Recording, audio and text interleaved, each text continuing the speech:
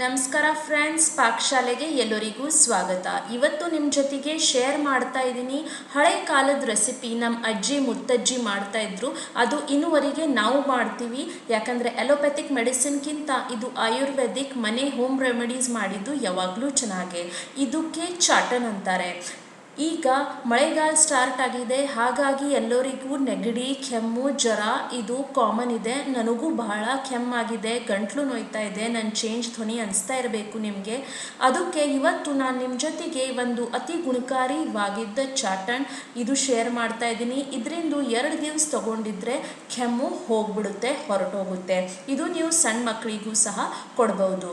ಬನ್ನಿ ನೋಡೋಣ ಇದು ಇಫೆಕ್ಟಿವ್ ಕಾಫ್ ಮೆಡಿಸಿನ್ ಹೇಗೆ ಮಾಡೋದು. ಇಲ್ಲಿ ಈಗ ನಾನು ಒಂದು ಕಡಾಯಿಯಲ್ಲಿ 1 ಕಪ್ಪಿನಷ್ಟು ಲವಂಗ ತಗೊಂಡಿನಿ. ಇದಕ್ಕೆ ನಾವು ಡ್ರೈ ರೋಸ್ಟ್ ಮಾಡ್ಕೋಬೇಕು. ಇದರಲ್ಲಿ ಎಣ್ಣೆ ಏನು ಹಾಕೋ ಅವಶ್ಯಕತೆ ಇಲ್ಲ, ಡ್ರೈ ರೋಸ್ಟ್ ಮಾಡಬೇಕು ಇದು. ಆಮೇಲೆ ಸ್ವಲ್ಪ ಇದರದ್ದು ಕಲರ್ ಚೇಂಜ್ ಆಗ್ತದೆ, ಚಟ ಅಂತದಿದು, ಆವಾಗ ಇದು ಬಂದ್ ಮಾಡಬೇಕು. ಸ್ವಲ್ಪ ವೈಟಿಶ್ ಟೆಂಚ್ ತಗೊಳ್ತದೆ.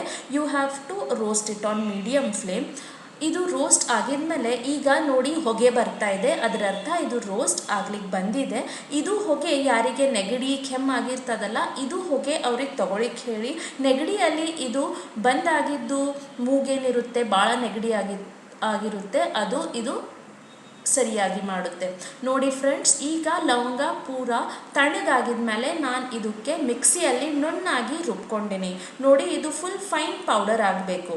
ಈಗ ಇದರಲ್ಲಿ ನಾನು ಹಾಕ್ತಾ ಇದ್ದೀನಿ ಹನಿ, ಅದರರ್ಥ ಜೇನುತುಪ್ಪದ ಏನು ಪ್ರಮಾಣ ಇಲ್ಲ. ಜೇನುತುಪ್ಪ ಎಷ್ಟು ಬೇಕಷ್ಟು ಹಾಕಬೇಕು. ಇದರದ್ದು ಒಂದು ಫೈನ್ ಪೇಸ್ಟ್ ಆಗಬೇಕು ಈ ಕನ್ಸಿಸ್ಟೆನ್ಸಿ. ಅಲ್ಲಿವರೆಗೆ ನಮಗೆ ಜೇನುತುಪ್ಪ ಹಾಕೋತಾ ಇರಬೇಕು, ಆಮೇಲೆ ಹೀಗೆ ಕಲಿಸ್ಕೋತಾ ಇರಬೇಕು. ಈಗ ಅಡಲ್ಟ್ಸಲ್ಲಿ ನಾವು ಇದು 2 ಸಲ ದಿವಸದಲ್ಲಿ 2 ಸಲ ಅರ್ಧ ಸ್ಪೂನ್ ನೀವು ತಗೋಬೇಕು. ಆಮೇಲೆ ಸಣ್ಣ ಮಕ್ಕಳಿಗೆ 1/4 ಟೀ ಸ್ಪೂನ್ ದಿವಸದಲ್ಲಿ 2 ಸಲ ಕೊಡಬೇಕು.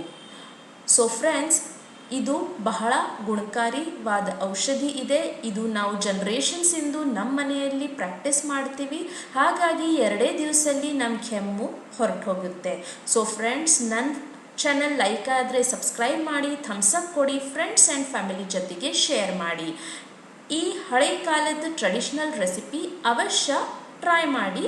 ನನಗೆ ಕಮೆಂಟ್ ಸೆಕ್ಷನಲ್ಲಿ ನಿಮ್ಮ ಅಭಿಪ್ರಾಯ ಹೇಳಿ. ಬಾಯ್.